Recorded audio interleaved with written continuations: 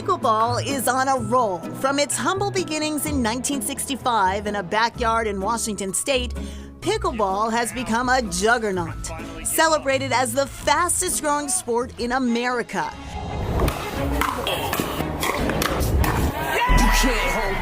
But some folks with homes near outdoor courts have a decidedly sour take on the pickleball phenomenon. Since 2021, when this went in, it's been just a battle about the noise. Kim Logue of Manchester by the Sea says the noise from the courts across the street starts in the morning and goes all day. Honestly, you may think I'm crazy, I've always had perfect blood pressure up until last year. Now I'm on medication. I can't say it's from that, but I think it contributes to it. Logue's complaints about pickleball noise fell on deaf ears until she found Pickleball Noise Relief, a Facebook support group co-founded by Rob Mastroianni.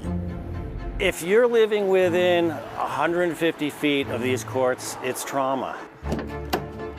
Mastroianni is on a mission. He's traveled thousands of miles in his van to counsel and advocate for folks affected by pickleball noise.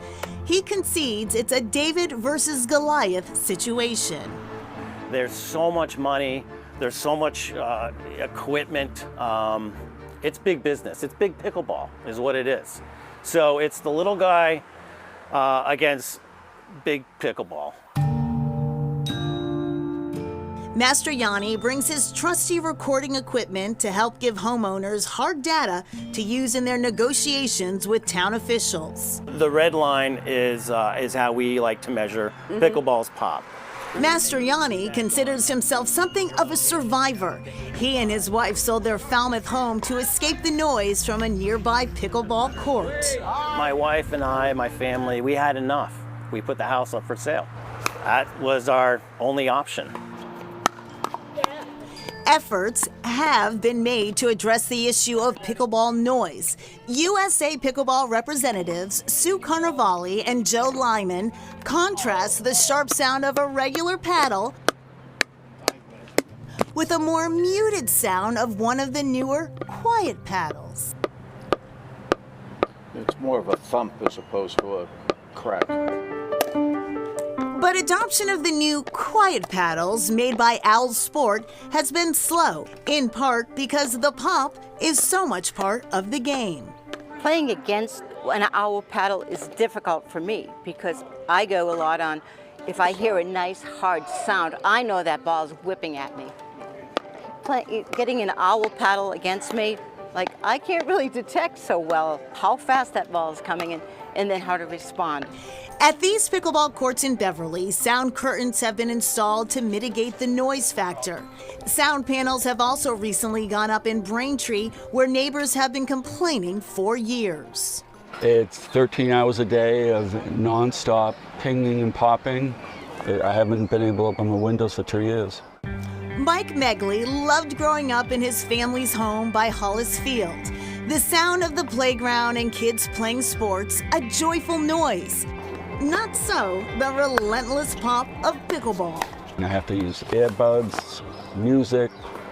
I have to keep music on the front porch just to watch television on the inside because it kind of blocks some of the noise. The new sound curtains have brought the sound level down 10 decibels, according to Rob Mastroianni's meters. So we're getting up to 80 right here. So 80 decibels is that we're going from a lawnmower to a garbage disposal. It's decreasing it, but not enough. But with tens of thousands of individual hits a day, relief can be elusive. Pickleball's pop is a gunshot's little brother. It's a noise that is created that comes to a peak in 2 milliseconds, just like gunfire. And this is the water torture that people talk about. So maybe you bring the level down. Is that going to help? Not when you have 50,000 hits. Maybe you're changing the frequency. Is that going to help? Not when you have 50,000. So it's stressful.